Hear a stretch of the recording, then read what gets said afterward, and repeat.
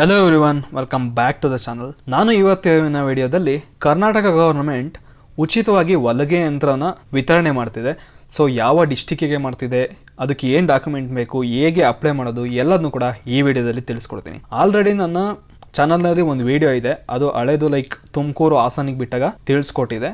ಹಾಗೆ ಈಗ ಸ್ವಲ್ಪ ಡಿಸ್ಟಿಕ್ಗಳಿಗೆ ಬಿಟ್ಟಿದ್ದಾರೆ. ಸೊ ಯಾವ ಡಿಸ್ಟಿಕ್ಕಿಗೆ ಬಿಟ್ಟಿದ್ದಾರೆ ಅದನ್ನೆಲ್ಲ ಈ ವಿಡಿಯೋದಲ್ಲಿ ತಿಳಿಸ್ಕೊಡ್ತೀನಿ. ಸೊ ಆ ವಿಡಿಯೋನ ನೀವು ನೋಡಿದ್ರೆ ಆಲ್ರೆಡಿ ಏನೇನು ಡಾಕ್ಯುಮೆಂಟ್ಸ್ ಬೇಕಿರುತ್ತೆ ಅಂತ ಗೊತ್ತು. ಆದ್ರೂ ಕೂಡ ಈಗ ಡಾಕ್ಯುಮೆಂಟ್ಸ್ ಏನು ಬೇಕು ಅಂತ ಹೇಳ್ತೀನಿ, ಯಾಕಂದ್ರೆ ನೀವಾಗಿ ಏನಾದ್ರು ಯಾರು ಬಂದಿದ್ರೆ ಅವ್ರಿಗೆ ಗೊತ್ತಾಗುತ್ತೆ. ಅದಾದ್ಮೇಲೆ ಯಾವ ಡಿಸ್ಟಿಕ್ಕಿಗಿದೆ, ಹೇಗೆ ಅಪ್ಲಿಕೇಶನ್ ಹಾಕೋದು ಅಂತ ಹೇಳ್ತೀನಿ. ಸೊ ಫಸ್ಟ್ ಆಫ್ ಆಲ್ ಇದಕ್ಕೆ ಅಪ್ಲಿಕೇಶನ್ ಹಾಕೋಕೆ ಏನೇನು ಡಾಕ್ಯುಮೆಂಟ್ಸ್ ಬೇಕು ಅಂದ್ರೆ, ಯಾರು ಅಪ್ಲೈ ಮಾಡ್ತಿರ್ತಿಲ್ಲ ಅವರು ಆಧಾರ್ ಕಾರ್ಡ್, ಅವರ passport size photo, mobile number ಮತ್ತು ನೀವು ಟೈಲರಿಂಗ್ ಮಾಡಿದಿರ ಅನ್ನೋದಕ್ಕೆ ಒಂದು ಸರ್ಟಿಫಿಕೇಟ್. ಇನ್ನೇನಾದರೂ ನೀವು SC ST ಆಗಿದ್ರೆ ಅದರ ಜಾತಿ ಪ್ರಮಾಣ ಪತ್ರ, ಆದಾಯ ಪ್ರಮಾಣ ಪತ್ರ, ಯಾಕೆಂದರೆ ಎಲ್ರಿಗೂ ಕೊಡಲ್ಲ. ಮೋಸ್ಟ್ಲಿ 2.5 ಲ್ಯಾಕ್ ಒಳಗೆ ಆದಾಯ ಇರುತ್ತಲ್ಲ ಅಂಥವ್ರಿಗೆ ಅಷ್ಟೇ ಕೊಡೋದು. ಸೊ ಅದಕ್ಕೋಸ್ಕರ ಆದಾಯ ಪ್ರಮಾಣ ಪತ್ರ. ಸೊ ಎಷ್ಟು ಕಡಿಮೆ ಇರುತ್ತೆ ಅಷ್ಟು ಬೆಟರ್, ಅವ್ರಿಗೆ ಸಿಗುತ್ತೆ. ಇನ್ನು ರೇಷನ್ ಕಾರ್ಡ್, ಗುರುತಿನ ಚೀಟಿ ಅಥವಾ ಆಧಾರ್ ಕಾರ್ಡ್ ಯಾವ್ದಾದ್ರು ಬೇಕಿರುತ್ತೆ. ಅಂದರೆ ನೀವು ಕರ್ನಾಟಕದವರೇ, ಮತ್ತು ಅಡ್ರೆಸ್ ವೆರಿಫಿಕೇಶನ್ ಇದಕ್ಕೆಲ್ಲ. ಇನ್ನೇನಾದರೂ ನೀವು ವಿಧವೆ ಆಗಿದ್ರೆ ಸೊ ಅದರ ಪ್ರಮಾಣ ಪತ್ರ ಬೇಕಿರುತ್ತೆ.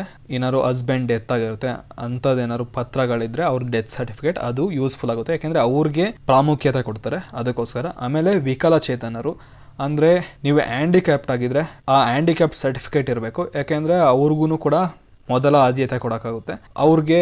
ಅವ್ರದ್ದೇ ಅಂದರೆ ಮನೇಲೇ ಕೂತ್ಕೊಂಡು ಒಂದು ಜೀವನನ ರೂಪಿಸ್ಕೊಳಕ್ಕೆ ಇದು ಅವಕಾಶ ಅಂತಲೇ ಹೇಳ್ಬೋದು. ಸೊ ಅದಕ್ಕೋಸ್ಕರ ಅವ್ರಿಗೆ ಪ್ರಾಮುಖ್ಯತೆ ಅಂತ ಕೊಡ್ತಾರೆ.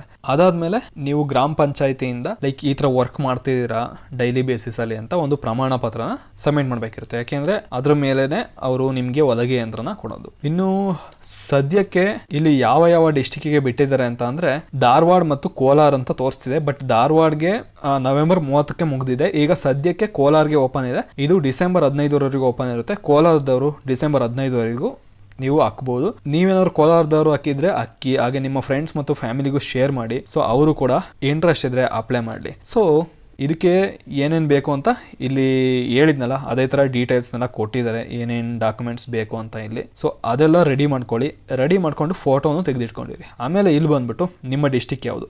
ಈಗ ಧಾರವಾಡ ಅಂತ ಕೊಟ್ಟರೆ ನೋಡಿ, ಆಲ್ರೆಡಿ ಅಪ್ಲಿಕೇಶನ್ ಕ್ಲೋಸ್ಡ್ ಅಂತ ಬರ್ತಿದೆ. ಅದೇ ಈಗ ಕೋಲಾರ ಅಂತ ಕೊಟ್ಟರೆ ಇಲ್ಲಿ ತೋರಿಸ್ತಿದೆ ಡಿಸೆಂಬರ್ 15ನೇ ತಾರೀಕು ಲಾಸ್ಟ್ ಡೇಟ್ ಅಂತ. ಅಷ್ಟರೊಳಗೆ ಅಪ್ಲಿಕೇಶನ್ ಹಾಕಬೇಕಿರುತ್ತೆ. ಅದಾದಮೇಲೆ ನಿಮ್ಮ ತಾಲೂಕು ಯಾವುದು ಚೂಸ್ ಮಾಡಬೇಕಿರುತ್ತೆ, ಅದನ್ನ ಚೂಸ್ ಮಾಡಿ. ಅದಾದಮೇಲೆ ಯಾರು ಅಪ್ಲಿಕೇಶನ್ ಹಾಕ್ತಿದ್ದಿಲ್ಲ ಅವ್ರ ಹೆಸರು, ಅವರ ತಂದೆ ಅಥವಾ ತಾಯಿ ಅಥವಾ ಗಂಡನ ಹೆಸರು ಮತ್ತು ಲಿಂಗ. ಅಂದರೆ ಇದು ಹೆಣ್ಮಕ್ಳಿಗಷ್ಟೇ, ಗಂಡು ಮಕ್ಕಳಿಗೆ ಬೇರೆ ಸ್ಕೀಮ್ ಇರುತ್ತೆ, ಅಂಥ ಟೈಮಲ್ಲಿ ತಗೋಬೋದು. ಇನ್ನು ನಿಮ್ಮ ಕ್ಯಾಟಗರಿ ಯಾವುದು ಅದನ್ನ ಚೂಸ್ ಮಾಡಿ.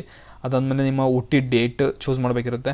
ಅದಾದಮೇಲೆ ಆಧಾರ್ಗೆ ಲಿಂಕ್ ಆಗಿರೋ ಮೊಬೈಲ್ ನಂಬರ್, ಇಮೇಲ್ ಅಡ್ರೆಸ್ ಇಲ್ಲ ಅಂದ್ರೆ ಓಕೆ, ಮೊಬೈಲ್ ನಂಬರ್ ಕಂಪಲ್ಸರಿ. ಅದಾದಮೇಲೆ ನಿಮ್ಮ ಸ್ಟೇಟ್ ಯಾವುದು, ಕರ್ನಾಟಕ. ಆಮೇಲೆ ನಿಮ್ಮ ವಿಳಾಸನ ಇಲ್ಲಿ ಎಂಟರ್ ಮಾಡಬೇಕಿರುತ್ತೆ. ಆಮೇಲೆ ನಿಮ್ಮ ಪಿನ್ ಕೋಡ್ನ ಎಂಟರ್ ಮಾಡಬೇಕು. ಆಮೇಲೆ ನಿಮಗೆ ಏನು ಎಜುಕೇಷನ್ ಆಗಿದೆ, ಮಿನಿಮಮ್ 8th 9th ಅಥವಾ 10th ಆಗಿರಬೇಕು. ಅದಕ್ಕಿಂತ ಹೆಚ್ಚಿಗೆ ಆಗಿದ್ರು ಓಕೆ, ಮಿನಿಮಮ್ 8th ಪಾಸ್ ಆಗಿರಬೇಕು. ನೀವು ಹ್ಯಾಂಡಿಕ್ಯಾಪ್ಟ್ ಆಗಿದ್ರೆ ಹೌದು ಅಥವಾ ಇಲ್ವಾ ಅದನ್ನ ಕೊಡಬೇಕು. ಆಮೇಲೆ ನೀವು ಪ್ರಮಾಣ ಪತ್ರ ಅಂದರೆ ಗ್ರಾಮ ಪಂಚಾಯತಿಯಿಂದ ಟೈಲರಿಂಗ್ ಕೆಲಸ ಮಾಡ್ತಾ ಇದ್ದೀರಾ ಇಲ್ವೋ ಅನ್ನೋದಕ್ಕೆ ಒಂದು ಪ್ರಮಾಣ ಪತ್ರನ ತಗೊಂಡಿದಿರೋ ಇಲ್ವೋ ಅದನ್ನ SR ನೋ ಕೊಟ್ಬಿಟ್ಟು ನೀವು ಸಬ್ಮಿಟ್ ಮಾಡಬೇಕಿರುತ್ತೆ. ಸೊ ಅಪ್ಲಿಕೇಶನ್ನ ತಗೊಂಡ್ಬಿಟ್ಟೇನೆ ಇಲ್ಲಿ ಸುಮ್ಮನೆ ನಾನು ರ್ಯಾಂಡಮ್ ಆಗಿ ತೋರ್ಸೋಕ್ಕೋಸ್ಕರ ನಿಮಗೆ ಮಾಡಿ ತೋರಿಸ್ತೀನಿ. ಈಗ ಎಕ್ಸಾಂಪಲ್, ಈಗ ನಂಬರ್ ಯಾವುದೋ ಒಂದು ಕೊಡ್ತೀನಿ. ಅದಾದಮೇಲೆ ಇಲ್ಲಿ ಕರ್ನಾಟಕ ಅದಾದಮೇಲೆ ಡಿಸ್ಟಿಕ್, ನಂಗೆ ಕೋಲಾರ್ಗೆ ಹೇಳ್ತಿರೋದ್ರಿಂದ ಕೋಲಾರ ಅಂತ ಚೂಸ್ ಮಾಡಿ. ಅದಾದಮೇಲೆ ನಿಮ್ಮ ಕಾಲೋನಿ ಏನಂತ ಹಾಕ್ಬೇಕಿರುತ್ತೆ. ಇಲ್ಲಿ ಏನೋ ಒಂದು ಹಾಕ್ತೀನಿ, ನನಗೆ ಅಲ್ಲಿ ಯಾವ್ದ್ಯಾವ್ದು ಊರು ಅಂತ ಗೊತ್ತಿಲ್ಲ. ಇದು ಸುಮ್ಮನೆ ನಾನು ತೋರ್ಸೋಕ್ಕೋಸ್ಕರ ಮಾಡ್ತಿರೋದು. ನಿಮ್ದು ಏನಿರುತ್ತೆ ಅದನ್ನ ಹಾಕಿ. ಈ ಥರ ಎಲ್ಲ ಅಗ್ರಿ ಅಂತ ಕೊಟ್ಬಿಟ್ಟು ಇಲ್ಲಿ ಕ್ಯಾಪ್ಚಾ ಕಾಣಿಸ್ತಿದೆಯಲ್ಲ, ಇದನ್ನ ಎಂಟರ್ ಮಾಡಬೇಕಿರುತ್ತೆ. ಈ ಕ್ಯಾಪ್ಚಾನ ಎಂಟರ್ ಮಾಡಿಬಿಟ್ಟು ನೀವು ಇಲ್ಲಿ ಸಬ್ಮಿಟ್ ಮಾಡಬೇಕಿರುತ್ತೆ. ಸಬ್ಮಿಟ್ ಮಾಡಾದ್ಮೇಲೆ ಇಲ್ಲಿ ಒಂದು ಪ್ರಿವ್ಯೂ ಥರ ತೋರಿಸುತ್ತೆ. ನೀವು ಏನೇನು ಡಾಕ್ಯುಮೆಂಟ್ ಅಂದರೆ ಫಿಲ್ ಮಾಡಿದ್ದೀರಾ ಅದನ್ನೆಲ್ಲ ತೋರಿಸುತ್ತೆ. ಅದನ್ನೆಲ್ಲ ಕರೆಕ್ಟಾಗಿದೆ ಅಂತ ನಿಮಗೆ ಅನಿಸಿದರೆ ನೀವು ಸಬ್ಮಿಟ್ ಮಾಡ್ಬೋದು. ಸಬ್ಮಿಟ್ ಮಾಡೋಕ್ಕೂ ಮುಂಚೆ ನೀವೆಲ್ಲ ಕರೆಕ್ಟಾಗಿ ನೋಡ್ಕೊಬಿಡಿ.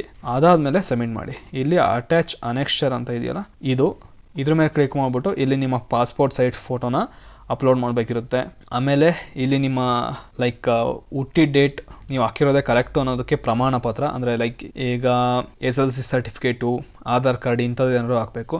ಆಮೇಲೆ ನೀವು ಗ್ರಾಮ ಪಂಚಾಯತಿಯಿಂದ ತಗೊಂಡಿರ್ತೀರಲ್ಲ ಟೈಲರಿಂಗ್ ಕೆಲಸ ಮಾಡ್ತಿದ್ದೀರಾ ಅಂತ, ಅದಕ್ಕೋಸ್ಕರ ಪ್ರಮಾಣ ಪತ್ರ ಹಾಕಬೇಕು. ಇನ್ನು ವಿದ್ಯಾರ್ಹತೆ ಲೈಕ್ ನೀವು ಏನು 8th ಅಥವಾ 9th ಅಂತ ಹಾಕಿರ್ತಿರಲ್ಲ ಅದಕ್ಕೇನಾದ್ರು ಪ್ರೂಫ್, ಮತ್ತು ನೀವೇನಾದ್ರು ಹ್ಯಾಂಡಿಕ್ಯಾಪ್ಟ್ ಆಗಿದೆ ಅದಕ್ಕೆ ಪ್ರೂಫ್, ಮತ್ತು ಪಡಿತರ ಚೀಟಿ ಅದನ್ನ ಹಾಕ್ಬಿಟ್ಟು ನೀವು ಸೇವ್ ನೆಕ್ಸ್ಚರ್ ಅಂತ ಕೊಡಬೇಕು. ಸೇವ್ ನೆಕ್ಸ್ಚರ್ ಕೊಟ್ಟಾದ್ಮೇಲೆ ಅಲ್ಲಿ ಸಬ್ಮಿಟ್ ಅಂತ ತೋರಿಸ್ತಿರುತ್ತೆ.